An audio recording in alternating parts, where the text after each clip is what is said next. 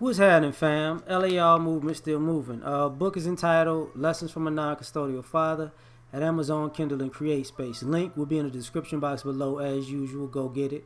PayPal link there also. They asked me to put it up, so I put it up. Thanks everybody for supporting. This video is entitled "Peace of Mind Gives You Focus." Over the years, when I was younger, I ADHD, all that attention deficit hyperactive. Now it ain't real no more, whatever.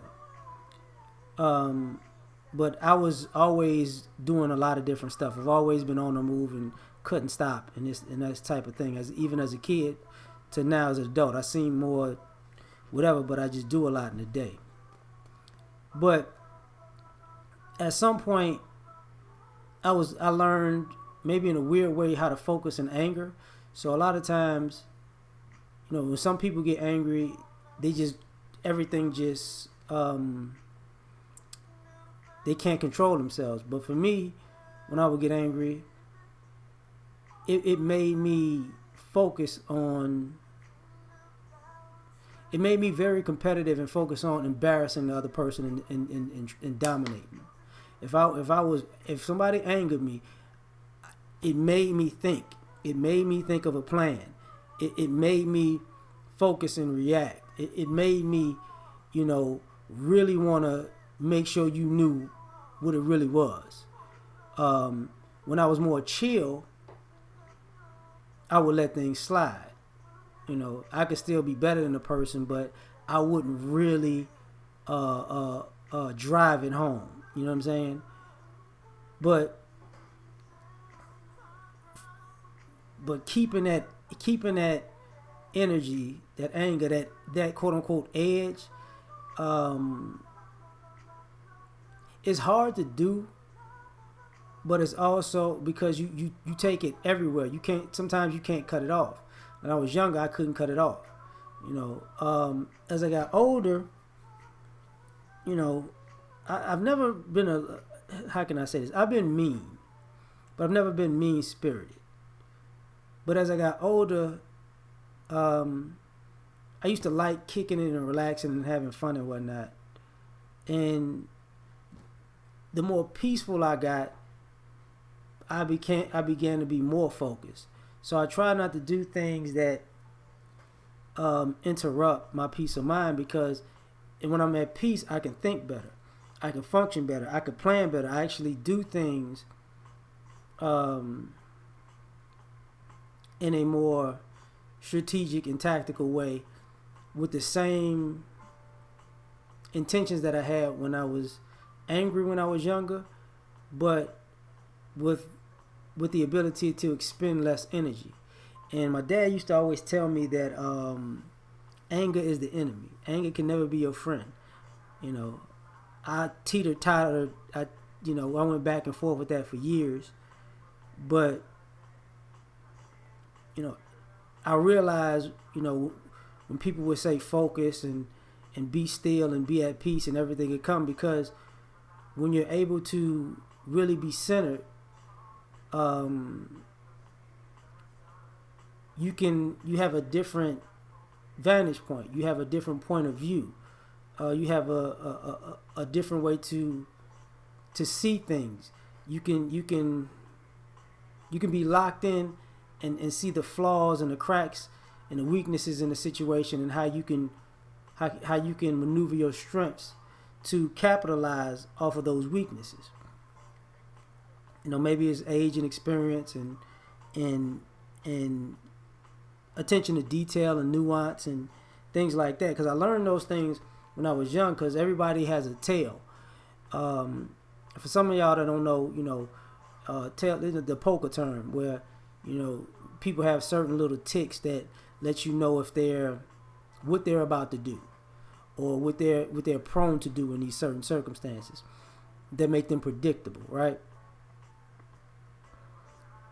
But that's the odd thing about peace of mind. Like, the focus at peace,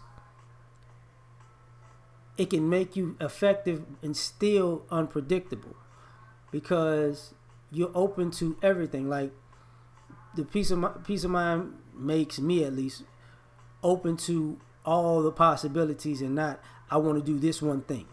I want to do it this way, because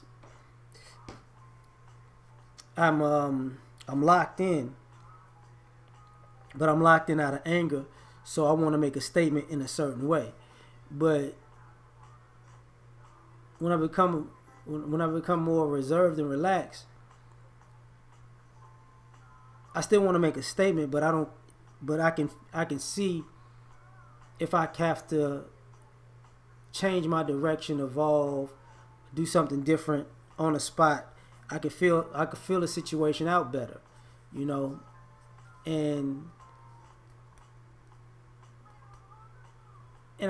it makes people dangerous. I will say that, because I learned this early, but I just couldn't. I wasn't as good at it. I learned very early, you're gonna react a certain way. If you react out of fear, that's gonna be a lot more instinctive. If you react out of anger, it's gonna be a lot more aggressive. If you actually reacting with focus, peace of mind, or whatever, you're gonna actually be more attentive. And if you're doing something and you're having a good time and you're having fun with it, everything's gonna come together. Your instincts, your aggression, and your focus, because you're enjoying yourself and you're free. But some people could just skip to having fun, because sometimes it's hard to have a good time when things aren't necessarily going your way. And to be even keel is kind of the best thing, because when you're even keel, if you're down, you know how to get back in it. And if you up, you know how to pay attention to the fact that I got to make sure I stay up, and and pay attention to the shift in momentum, right? But sometimes when you're having too much fun, if you're down, it ain't fun no more, and you might check out. And if you're up too much, you might relax, and you might get caught. So that peace of mind keeps you focused, keeps you alert, and it makes you flexible, pliable. And one thing, I remember making music, and I didn't understand this until I heard Lionel Richie say it. He said, sometimes you can you can feel very happy, like you're going to make something very happy that day, and you might make the saddest song you've ever made in your life. And you can feel as down as you ever felt in your life, and the music comes on and you can make the happiest song ever, because when you're in there, no matter what your mood, if you're still at peace, you're open to what the emotion, the yin and yang of the emotions, where you can get something very much enlightened out of something dark, and something very much dark out of something very enlightened. And it's interesting. Sometimes I miss certain experiences because of this, because it's not I think it's part of life experience. Sometimes we don't necessarily get to live enough. And what I mean by that is we don't get to challenge ourselves and create enough to understand the best mode of approaching life, and and even sometimes in creativity, sometimes I learned that even killed is actually open, because when you want to do something so much, you usually overdo it. You usually want to be so over the top and so creative, and you want to just do this, that, and the third. You usually just miss the mark. because um, what's most understandable is simplicity. So, and when you have peace of mind, it's simple. Like when they tell you, usually a master at something does not have to make it complex and complicated for a person who they're teaching.